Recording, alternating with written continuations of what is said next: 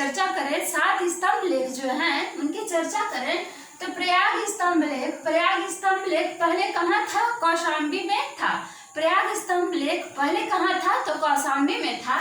इसे अकबर ने इलाहाबाद लाया। याद रखिएगा, प्रयाग स्तंभ लेख किसने लाया? अकबर ने लाया। कहाँ? इलाहाबाद में लाकर के स्थापित कर दिया। दूसरा है दिल्ली टोपरा स्तंभ लेख। दिल्ली टोपरा स्तंभ लेख, टोपरा से दिल्ली किसने लाया? ये तो सभी जानते ही हैं, फिरोज शाह तुगलक ने लाया। फिरोज शाह तुगलक ने टोपरा से दिल्ली लाया। और यह है दिल्ली मेरठ से फिरोज शाह तुगलक ने ही लाया दिल्ली। मेरठ से फिरोज शाह तुगलक ने ही इसे भी दिल्ली लाया था। और 1750 ईस्वी में इसकी खोज स्टीफन थेलर कौन सा? स्टीफन थेलर के द्वारा की गई है। 1750 में किसकी खोज? दिल्ली मेरठ स्तंभ लेख की खोज।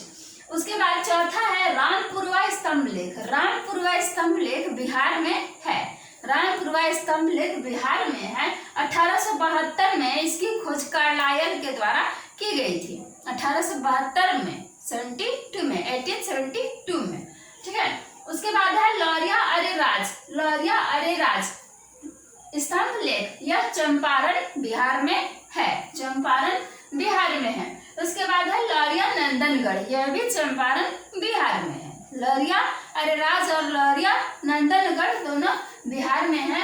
अच्छा, रामपुरवा स्तंभ लेख भी बिहार के चंपारण में ही है। तो तीनों बिहार के चंपारण में ही है।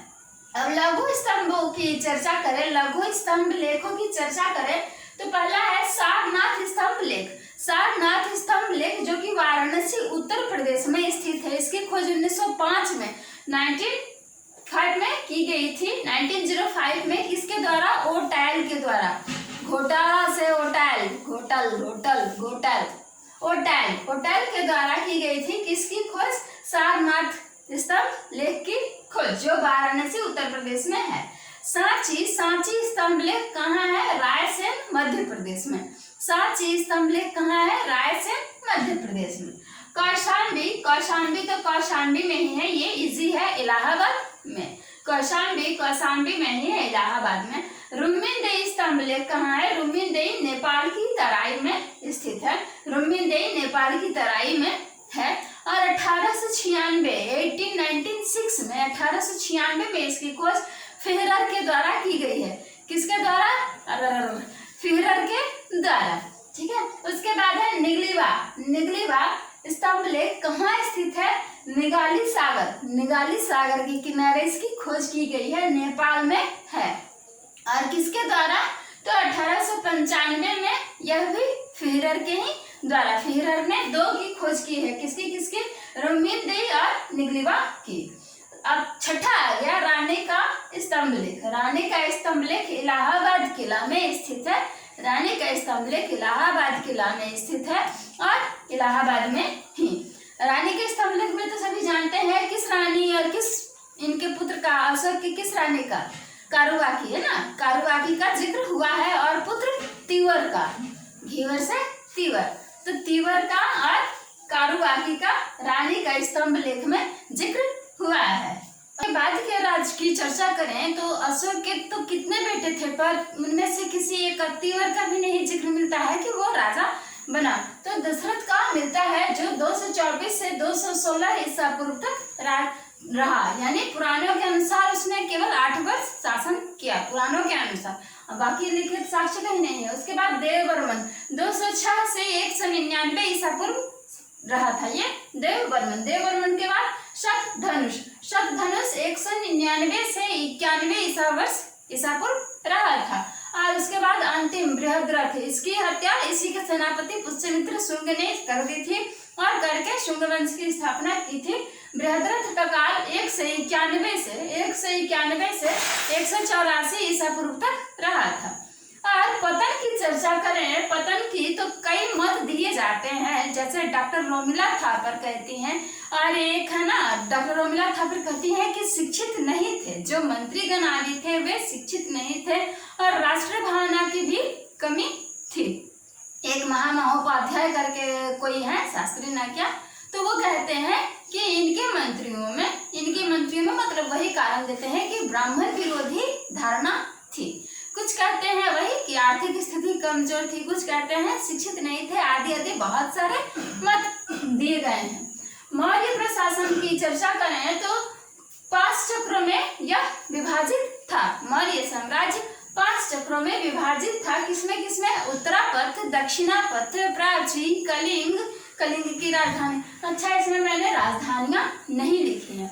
तो उत्तरापथ की राजधानी तक्षशिला थी। उत्तरापथ की राजधानी तक्षशिला थी। हाँ, लिखना बोल रही हूँ, आप लोग लिख लो। उत्तरापथ की राजधानी तक्षशिला थी, जिसमें कंबोज, गांधार, कश्मीर, पंजाब और अफगानिस्तान के क्षेत्र शामिल थे। कौन कौन से? उत्तरापथ में कंबोज, गांधार, कश्मीर, पंजाब और अफगानिस्तान, जिसकी राजधानी तक्षशिला थी। अवंती की राजधानी उज्जैन थी। उज्जैन थी। अवंती की राजधानी उज्जैन थी, जिसे पश्चिमी भी कह सकते हैं, जिसमें काठियावाड़, मालवा, राजपूताना और गुजरात शामिल थे। काठियावाड़, मालवा, राजपूताना और गुजरात शामिल थे। तीसरा है प्राची की राजधानी पाटलिपुत्र थी। इसमें उत्तर प्रदेश, बिहार और बंगाल शामिल थे। किसमें? प्राची में, जिसकी राजधानी पाटलिपुत्र थी। उसके बाद आता है दक्षिणापथ कहें तो इसमें विंध्य का समस्त क्षेत्र शामिल था। दक्षिणापथ में विंध्य का समस्त क्षेत्र शामिल था। और कलिंग की चर्चा करें, कलिंग या पूर्वी कहें तो इसकी राजधानी तोसली थी। तसला से तसली, कलिंग क्या ले जाएगा? तोसली। और मंत्रिपरिषद की चर्चा करें, मंत्रिपरिषद में कौटिल्य के अर्थशास्त्र में मंत्रियों के लिए तीर्थ शब्द का प्रयोग हुआ है, जिसकी संख्या 18 थी। पहला मंत्रीन या प्रधानमंत्री तो प्रधान होता था। पुरोहित राज्य का पुरोहित, ब्राह्मण। युवराज तो राजा का वंशज होता था। युवराज राजा का वंशज। दवारिक ये का रक्षक होता था। अंतपाल सीमा के बाहर रक्षा करता था। एकदम अंत। दुर्गपाल भीतरी रक्षक था। दुर्गपाल राजमहल का भीतरी रक्षक था। दंडपाल दंड नहीं देता था। दंडपाल नाम पे ना जाइयो। हाँ, तो दंडपाल ये सामग्रियां जुटाता था। दंडपाल खाना देता था, तुम्हें दंड देंगे, खाते रहो। तो अंतर्वशिक, दंडपाल सामग्री जुटाता था। ठीक है। अंतर्वशिक, प्रदेष्टा इसमें क्या करता था? प्रदेष्टा था फौजदारी न्यायालय का न्यायाधीश, और व्यवहारिक था दीवानी न्यायालय का न्यायाधीश। नायक सेना का नेतृत्व करता था। नगर का प्रमुख होता था। नहीं, सेना का नेतृत्व करता था। नागरिक होता था नगर का प्रमुख। नायक सेना का नेतृत्व करता था। कर्मांतिक ये उद्योग धंधों का प्रधान होता था। आटविक वन का प्रधान होता था। प्रशासता, नागरक, समाहर्ता, सन्निधाता, सेनापति तो सेना का प्रधान होता ही था। सेनापति सेना का प्रधान होता था। सन्निधाता यह राजकीय कोषाध्यक्ष होता था। और समाहर्ता राजस्व अधिकारी होता था। नागरक नगर का प्रमुख होता था। और तो कुछ कौटिल्य के अर्थशास्त्र में, कौटिल्य, विष्णुगुप्त जो भी कहें या चाणक्य कहें, उनके अर्थशास्त्र में अध्यक्षों की चर्चा हुई है जो विभिन्न प्रकार के थे। अकराध्यक्ष, खान एवं धातु कर्म नियंत्रक था। अक्षपटलाध्यक्ष लेखा नियंत्रक था। आयुधगाराध्यक्ष जैसा नाम है वैसा ही काम था, आयुध का नियंत्रक था। बंधनागाराध्यक्ष, हाँ, कारागार में, सही पकड़े, बंधनाध्यक्ष क्या था? बंधनागाराध्यक्ष कारागार का नियंत्रक था। सुराध्यक्ष क्या था? आबकारी विभाग का अध्यक्ष था। आबकारी विभाग का अध्यक्ष था।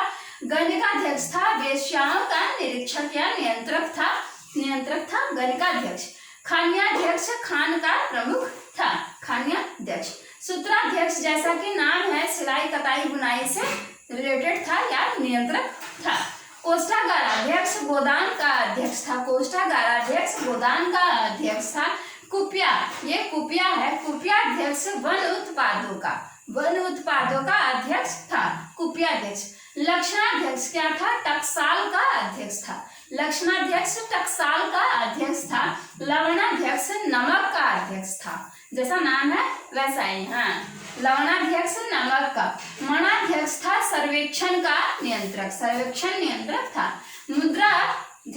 मुद्राध्यक्ष पासपोर्ट का नियंत्रक था। पासपोर्ट उस समय हाँ होता होगा तभी ना दिया हुआ है। नवाध्यक्ष था जहाज का। नवाध्यक्ष जहाज का था। पण्याध्यक्ष राज्य व्यापार का नियंत्रक था। पण्याध्यक्ष राज्य व्यापार का नियंत्रक था। पतनाध्यक्ष जैसा नाम है पतनाध्यक्ष बंदरगाह का। हाँ, बंदरगाह का अध्यक्ष था या नियंत्रक था। पौधवाध्यक्ष था नाप तौल का नियंत्रक। पौधवाध्यक्ष नाप तौल का नियंत्रक था। संस्थाध्यक्ष एक संस्था जैसे थी निजी, तो यही निजी व्यापार का नियंत्रक होता था संस्थाध्यक्ष। शीताध्यक्ष क्या होता था? राजसी भूमि का नियंत्रक होता था। संस्थाध्यक्ष क्या होता था? निजी व्यापार का। और शीताध्यक्ष क्या होता था? राजसी भूमि का अध्यक्ष होता था। हाँ, इसलिए तो लिखना पड़ा। आप लिख लिख दिए आप लोग, उतारिए। शुल्काध्यक्ष क्या होता था? शुल्क आय कर लेता था, सीमा शुल्क आदि लेता था।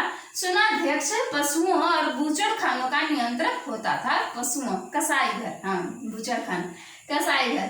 विविधाध्यक्ष चारागाह का नियंत्रक होता था। चारागाह, पशु चर गया तो पैसा लेगा। लोहाध्यक्ष जैसा नाम है वैसा काम लोहे का।